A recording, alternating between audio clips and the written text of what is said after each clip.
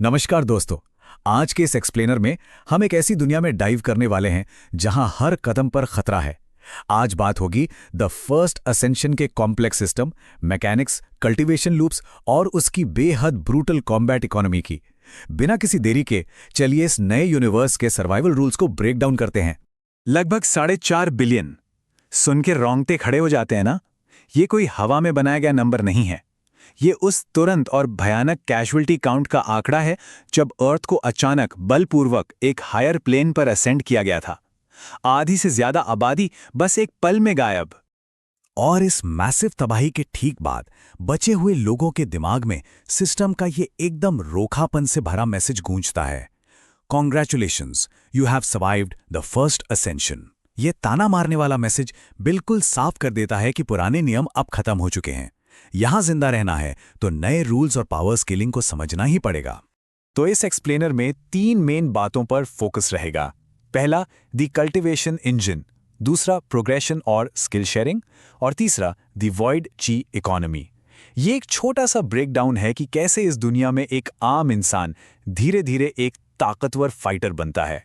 चलिए सीधे पहले पॉइंट पर आते हैं, द कल्टीवेशन इंजन, यानी उन बंधनों को तोड़ना जो एक मॉर्टल को रोकते हैं। देखते हैं कि ये बेसिक कल्टीवेशन लूप आखिर काम कैसे करता है। सिस्टम ने मेडिटेशन यानी ध्यान लगाने के कॉन्सेप्ट को बिल्कुल एक वीडियो गेम की तरह गेमिफाई कर दिया है। बस लोटस पोजीशन में बैठना है और शरीर एक पैसिव जनरेटर बन जाता है। हर सेकंड की का मीटर टिक होता रहता है जब तक कि एक रिक्वायर्ड थ्रेशोल्ड हिट ना हो जाए, और जैसे ही वो लिमिट क्रॉस होती है आपको मिलता है एक ब्रेक थ्रू। और इस ब्रेक थ्रू का इनाम क्या है? जैसे ही कोई फर्स्ट लेवल स्पिरिट अप्रेंटिस बनता है, उसके स्टैट ब्लॉक में एक मैसिव फ्लैट बूस्ट आता है। हर स्टैट पर सीधे 150 पॉइंट्स का जंप। ये कोई छोटा मोटा अपग्रेड नहीं है, ये फिजिकली और मेंटली पूरी तरह से ट्रांसफॉर्म हो जाने जैसा है। आगे बढ़ते हैं अपने दूसरे सेक्शन पर, प्रोग्रेशन और स्किल शेयरिंग, जहां हम सिनर्जी की असली ताकत को समझेंगे। यहां पर सिस्टम का एक बड़ा ही माइंड ब्लोइंग लूप होल निकलकर सामने आता है। सर्वाइवर्स जैसे कि स्वान और उसकी बहन यूएलैन को पता चलता है कि फिजिकल कांटेक्ट के जरिए उनके सिस्टम इंटरफेसेस आपस में लिंक हो जाते हैं, और इससे उनकी अनलॉक्ड एबिलिटीज और स्टेटस तुरंत कॉपी और शेयर हो जाते हैं। बस एक टच और पूरी पावर ट्रांसफर। इस सिनर्जी का नतीजा ये होता है कि एलाइज अपने बेस्ट स्किल्स आपस में तुरंत एक्सचेंज कर सकते हैं। एक तरफ ओवरपावर्ड हेवन रैंक की पैसिव फार्मिंग टेक्निक और दूसरी तरफ स्पिरिट रैंक के खतरनाक कॉम्बैट मूव्स। सोलो ग्राइंड करने की जरूरत ही नहीं, लोग एक दूसरे के साथ अपना पूरा आर्सेनल शेयर कर सकते हैं। अब जरा इस स्पीड को इमेजिन कीजिए, उस शेयर की गई हेवन रैंक टेक्निक से जो हर सेकंड 5 की पुल करती है। एक सर्वाइवर का लेवल रॉकेट की तरह शूट होता है।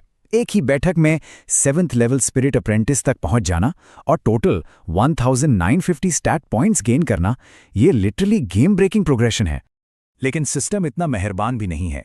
यहीं से शुरू होता है हमारा तीसरा सेक्शन, द वॉइड ची इकोनॉमी। यहां एक्टिव और पैसिव प्रोग्रेशन के बीच का डार्क डिफरेंस समझ आता है। सिस्टम में माना इकोनॉमी को 2 हिस्सों में तोड़ दिया है। रेगुलर ची, जो ध्यान लगाकर बड़ी आसानी और सेफ्टी से मिल जाती है, जिसका यूज यूटिलिटी और मूवमेंट स्किल्स में होता है। लेकिन वॉइड ची, ये तब तक नहीं मिलती जब तक मॉन्स्टर्स की जान न ली जाए। सिस्टम लोगों को मजबूर करता है कि अगर लीथल अटैक स्किल्स चाहिए तो उन्हें अपनी जान दांव पर लगाकर मॉन्स्टर्स से बिल्कुल आमने सामने भिड़ना ही होगा। बेसिकली वॉइड ची एक बेहद rare combat locked energy resource है। इसे अनलॉक करने का सिर्फ एक रास्ता है, अपना पहला किल सिक्योर करना। ऐसे में किसी का पुराना रियल वर्ल्ड कॉम्बैट एक्सपीरियंस, जैसे एक अनडिफीटेड स्ट्रीट फाइटिंग रिकॉर्ड, एकदम लाइफ सेवर बन जाता है। उन ड्यूरेबल लिजर्डमैन के खिलाफ पहली जीत ही इस एक्सक्लूसिव एनर्जी सोर्स का दरवाजा खोलती है। पर ये मत देखिए, ये बिल्कुल होश उड़ा देने वाला है। एक बेसिक वॉइड फिस्ट पंच मारने की कॉस्ट 5000 वॉइड ची पॉइंट्स है, और एक लिजर्डमैन को मारने पर कितनी वॉइड ची मिलती है? सिर्फ 1 पॉइंट। ये छोटा सा ड्रॉप रेट और हजारों में कॉस्ट इस नए यूनिवर्स के ब्रूटल ग्राइंड की सच्चाई बता देता है। इससे एक बात तो तय है, जिंदा रहने के लिए कोई भी सिर्फ सिस्टम के मैजिक पर पूरी तरह डिपेंड नहीं रह सकता। एक बार स्विफ्ट स्टेप यूज किया और सीधे 10,000 ची ड्रेन। इसलिए real world martial arts, chokes और इम्प्रोवाइज्ड फाइटिंग टेक्निक्स का यूज करना पड़ता है ताकि मिड फाइट में अपने सिस्टम रिसोर्सेज को बचाकर रखा जा सके। और यहीं पर एक बड़ा ही डिस्टर्बिंग सवाल दिमाग में आता है। अगर कॉम्बैट इकोनॉमी इतनी स्ट्रिक्ट है कि सिर्फ एक बेसिक वॉइड पंच मारने के लिए हजारों मॉन्स्टर्स को मारने का ग्राइंड करना